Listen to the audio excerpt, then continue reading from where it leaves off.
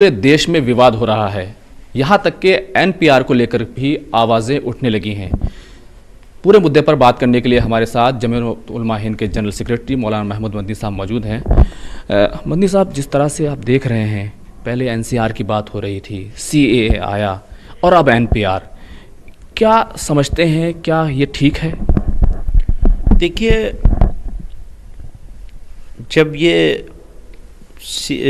से ये इस फॉर्म में सीएबी लेकर के आए हैं और फिर इसको लॉयर्स ने, सिविल सोसाइटी के लोगों ने, ऑर्गेनाइजेशंस ने देखा तो साफ हो गया कि ये हिंदुस्तान की कॉन्स्टिट्यूशन की रूह के दोनों के खिलाफ है।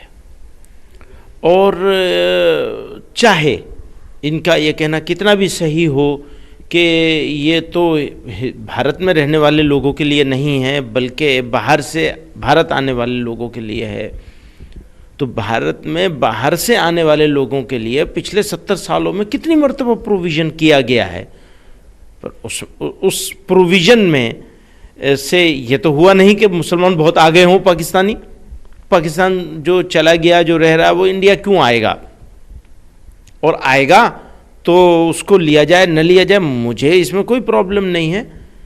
अच्छी तरह मैं बहुत कैटेगरिकली कहना चाहता हूँ कि इंडिया के मुसलमानों को, इंडिया की मुस्लिम ऑर्गेनाइजेशंस को, इंडिया के मुस्लिम लीडर्स को, चाहे किसी भी सेक्शन के हों, पाकिस्तान, बांग्लादेश या किसी भी मुल्क में रहने वाले गैर मुस्लिम को भारत की नागरिकता दी जाए, कोई भी उसके लिए पैमाना मुकर्रर करके, हमें कोई प्रॉब्लम नहीं है। तो फिर दिक्कत कहाँ पैदा होती है? सबसे पहली आवाज़ जो इस बिल के खिलाफ मुस्लिम ऑर्गेनाइजेशंस की तरफ से, बल्कि पूरे मुल्क में जो पूरे कौमी सतह पर एक आवाज़ उठी, वो आपकी उठी। हाँ, हमने 2000 से ज़्यादा शहरों में एक साथ किया और अल्हम्दुलिल्लाह वो बिल्कुल पीसफुल था। कोई एक जगह किसी को खराश नहीं आई, किसी के खिलाफ एक केस करने की ज़रूरत नहीं पड़ी, कुछ नहीं हुआ। बिल्कुल पीसफुली लोग निकले, अपना अपना एहतजाज रजिस्टर कराया और अपने घरों को चले गए। अब उसके बाद ये सब कुछ हो रहा है, तो मैं सिर्फ ये बात कहना चाहता हूँ, प्रॉब्लम कहाँ से हुई है? प्रॉब्लम हुई है इस बात से कि आप इसको इस तरह प्रेजेंट कर रहे हैं कि ये भारत की जो रूह है, भारत की जो भारतीयता है, वो टूट रही है। और फिर आप जो इस देश की सेकेंड लार्जेस्ट मेजॉरिटी है, उसको आप दरकिनार किए हुए हैं, उसको खत्ते में आपने पहले से डाला हुआ है हर लिहाज से। आपके मिनिस्टर्स, आपके लीडर्स, आपके एमपीज, आपके पार्टी के पदाधिकारी हर मौके पे ऐसी ऐसी बातें बोलते हैं जिसने आपके बीच में और उस कम्युनिटी के बीच में गैप को कम करने के बजाय बढ़ाया है। सरकार बनाने के लिए आपका चाहे अपने एजेंडे को जितना भी कम्युनल रखें, लेकिन बनाने के बाद भी वही रहेगा, तो भरोसा ख़त्म हो गया। भरोसा ख़त्म हुआ है तो लोगों ने देखा कि ये एनआरसी और सीएए दोनों एक दूसरे के साथ इंटरकनेक्टेड हैं और ख़ुद होम मिनिस्टर साहब बार बार उसको कनेक्ट करके ही कहते हैं।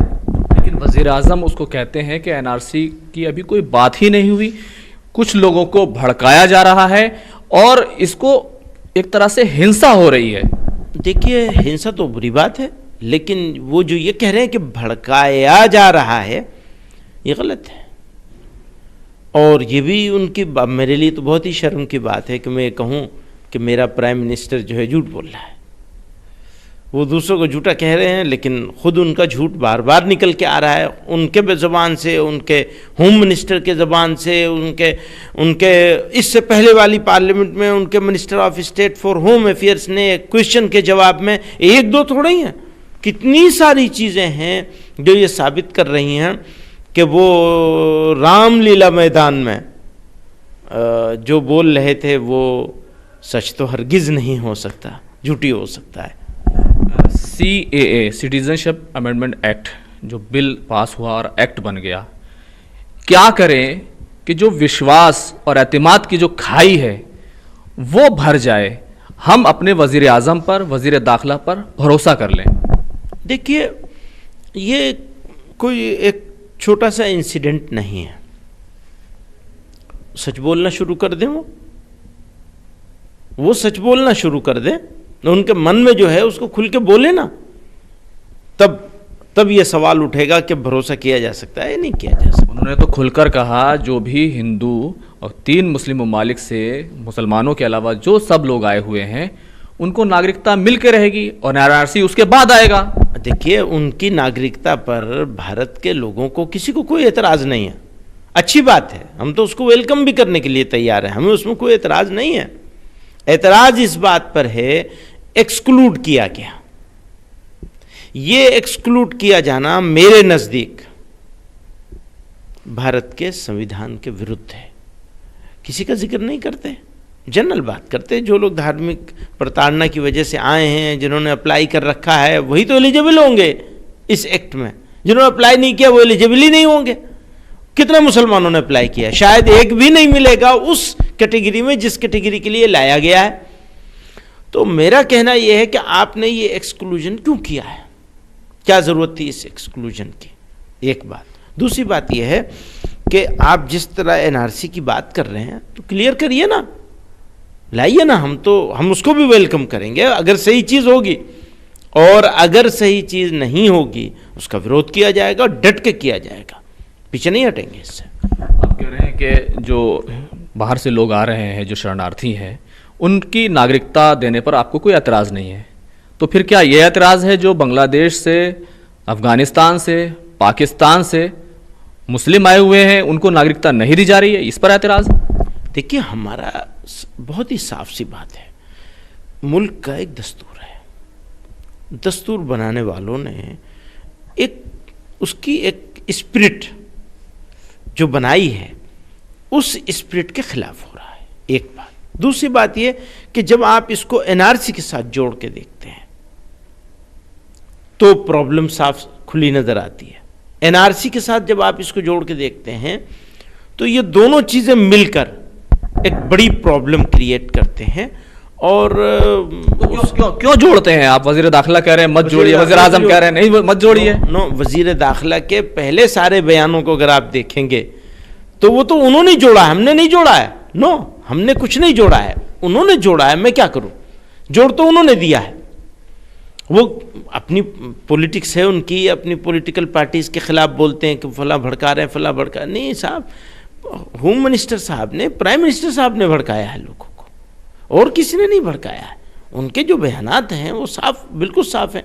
अब इस पूरे विवाद में जो डेमोन्स्ट्रेशन हुए हैं,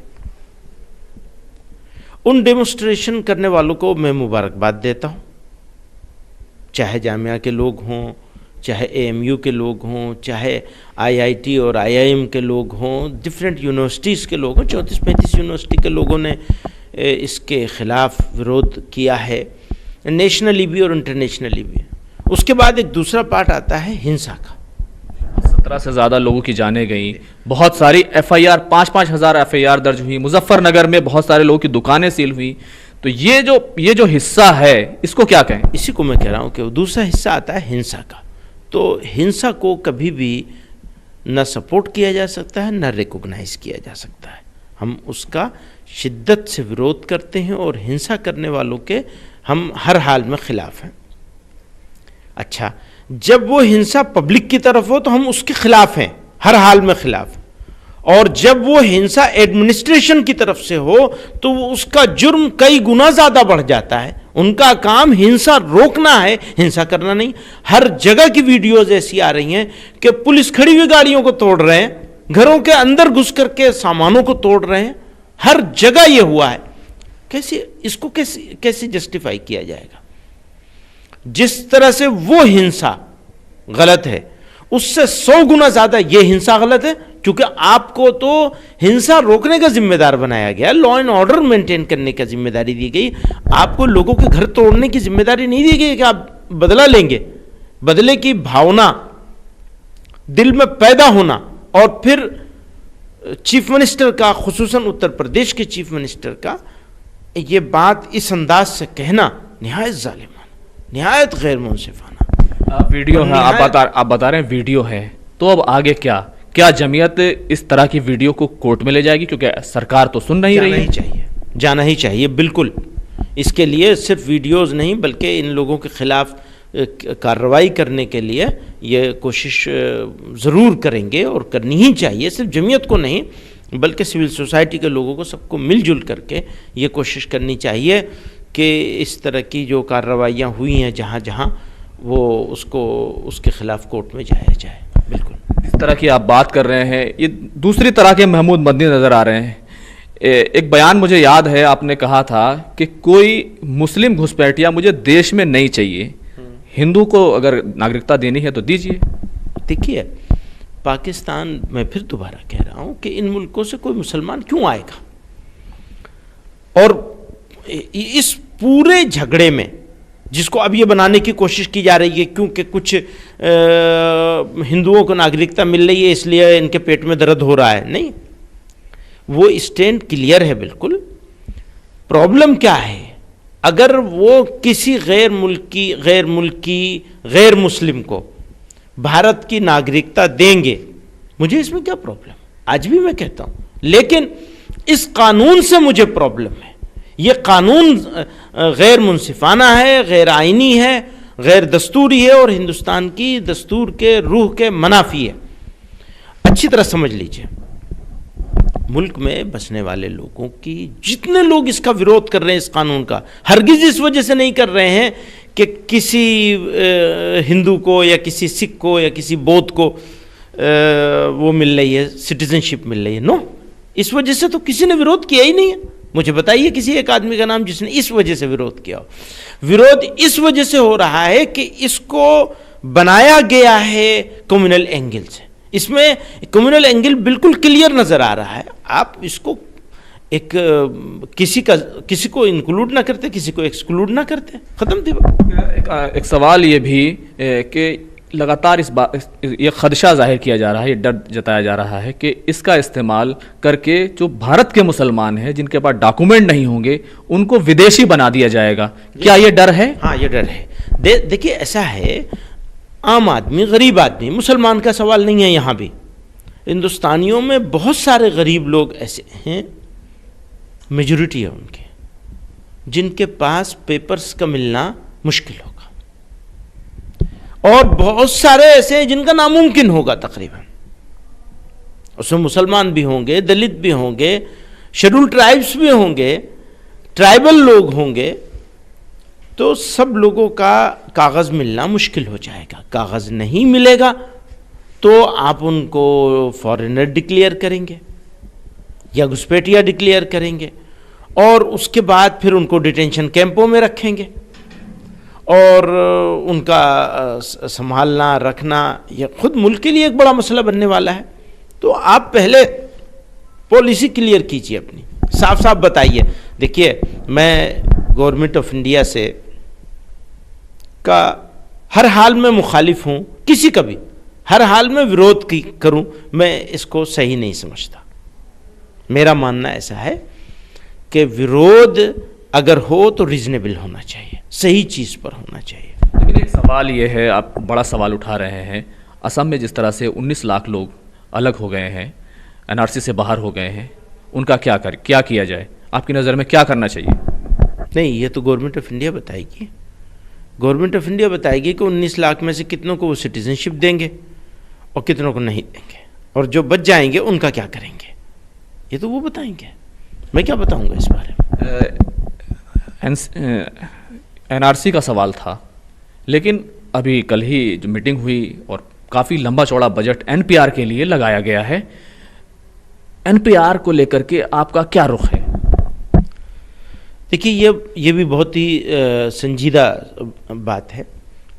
अगर आप मुझसे पूछेंगे तो जी तो ये चाहता है कि मैं ये कह दूं कि इसका भी पूरा बाइकआउट किया जाए, कोई आदमी अपने आप को एनपीआर में रजिस्टर नहीं करे। लेकिन ये सिर्फ दिल की चाहत है, अभी मैं इसको करना नहीं चाहता। चाहता क्या हूँ? मैं ये कहना चाहता हूँ फौरी तौर पर कि अभी लोग रजिस्टर ना करें, अभी फौरी तौर पर। और इसको लॉ के जानने वाले लोग, कानून के जानने वाले लोग, एग्जीक्यूशन से एग्जीक्यूटिव में जो लोग रह चुके हैं, सर्व कर चुके हैं, इस तरह के लोग और सिविल सोसाइटी के लोग आपस में मिल बैठकर इसको देखें कि इसमें क्या क्या कमियां हैं। और अगर जो डर है मेरे दिल में, अगर वो डर सही है तो फिर हमें ये कहने पे मजबूर होना पड़ेगा कि ना हम एनपीआर कराएंगे ना एनआरसी कराएंगे। क्योंकि एक सवाल जो एनपीआर की एक्सरसाइज को लेकर जो सबसे बुनियादी सवाल उठा है, ये कहा गया कि ये दूसरा एनआरसी है, बैकडोर से एनआरसी है, क्योंकि उसमें माँ बाप के पैदा होने का मकाम पूछा गया है। हाँ, इसीलिए मैं कह रहा हूँ, जो सुन रहा हूँ ना आपकी बात, लोगों की बात सुन रहा हूँ, आपकी सुन रहा हूँ, तो कहता हूँ मेरा दिल ये चाहता है अपील अभी से कर दूँ, लेकिन थोड़ा एहतियात करना चाहता हूँ ताकि देखा जाए, उस पेपर को देखा जाए, उसको रजिस्ट्रेशन नहीं कराएंगे तो क्या क्या होगा, कराएंगे तो क्या क्या फ़ायदा, क्या क्या नुकसान, सब चीज़ को एवेलुएट करके, और एक यूनाइटेड आवाज़ होनी चाहिए, एक आदमी की तरफ से ये बात नहीं जानी चाहिए। तो अपनी हमारी ख़ुद की जमीयत की अपनी वर्किंग कमेटी होने वाली है, 10 जनवरी को बुलाई गई है शाम में, वो होगी, उसमें बहस होगी। उससे पहले इस इशू पर जो लोग काम कर रहे हैं ऑलरेडी, अदालत में हम पहले से गए हुए हैं, कोर्ट में हम गए हुए हैं इसके ख़िलाफ़, एनआरसी के ख़िलाफ़, तो सब चीज़ों को देखकर फिर फैसला करेंगे। और मेरी ख्वाहिश ये है कि इसके ऊपर फैसला एक जमात और एक आदमी ना करे, बल्कि सब मिल करके करें कि क्या करना चाहिए। बिल्कुल आखिरी सवाल, हुकूमत से क्या कहेंगे कि वो क्या करे कि सब में एतमाद पैदा हो और सरकार की नीयत पर जो सवाल है वो ख़त्म हो जाए, और सब लोग जो एक्सरसाइज जो सरकार बताती है कि उसकी नीयत ठीक है वो ठीक से हो जाए। देखिए, ये बात भी मेरी तरफ से अकेले नहीं कहनी चाहिए, यकीनन गवर्नमेंट को हमें कुछ कहना चाहिए, ये मेरा मत है। लेकिन अगर मैं अकेला कोई बात कहूँगा तो वो ठीक नहीं होगा। इस लड़ाई को बहुत सारे लोगों ने मिल करके खड़ा किया है, और इसमें गैर मुस्लिम ज़्यादा हैं, आगे हैं हमारे भाई, उन सब की मिल करके एक मीटिंग बुलाई जाए और वहाँ डिस्कस किया जाए कि हम गवर्नमेंट को क्या सजेस्ट करें कि तुम ये 4 काम कर दो तो हम तुम्हारे साथ इसको एक्सेप्ट करने के लिए हम तैयार हैं। मौजूदा सूरत में आप लोग इसको एक्सेप्ट करने के लिए तैयार नहीं? किसी कीमत पर नहीं, मौजूदा सूरत में इसको किसी कीमत पर एक्सेप्ट नहीं किया जाएगा, नहीं किया जाना चाहिए। मौलाना, आपको ये देखा जाता है कि बहुत बेबाकी से आप कई बातें कह देते हैं और कई बात इस पर तनाज़ात भी हो जाते हैं। देवबंद में भी आपने ऐसी बात कही, आपने उत्तर प्रदेश की वज़ीर आला के लिए कहा योगी नहीं भोगी है, ये क्या हुआ? देखिए, वो यकीनन मेरे लिए मेरे मिजाज के ख़िलाफ़ है, वो बात मेरे उसूल के ख़िलाफ़ है कि मैं किसी शख्स को इन पर्सन कितना भी उससे नाराज़गी हो, डिसएग्रीमेंट हो, मुखालिफत हो, तनाज़ा हो, उसकी ज़ात पर जाना मेरे मिजाज के ख़िलाफ़ है, और मैं इसको इस्लाम के भी ख़िलाफ़ समझता हूँ। इस्लाम ने हमें ये तालीम नहीं दी है।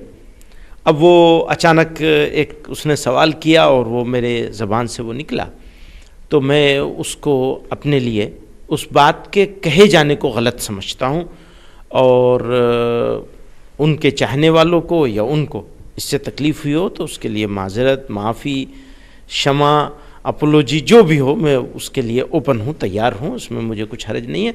मुझे किसी आदमी को, किसी पर्सन के ख़िलाफ़ इस तरह के लफ्ज़ के इस्तेमाल करने को मैं इस्लाम के ख़िलाफ़ समझता हूँ, इस्लामी तालीमात के ख़िलाफ़। तो ये थे मौलाना महमूद मदनी, जिन्होंने कई बातों को लेकर साफ कर दिया है। एक तो ये कि एनपीआर और एनआरसी मौजूदा सूरत में और सीएए भी मौजूदा सूरत में काबिल कबूल नहीं है, और वो ये कह रहे हैं कि फ़िलहाल सारे लोग एनपीआर का बॉयकॉट करें।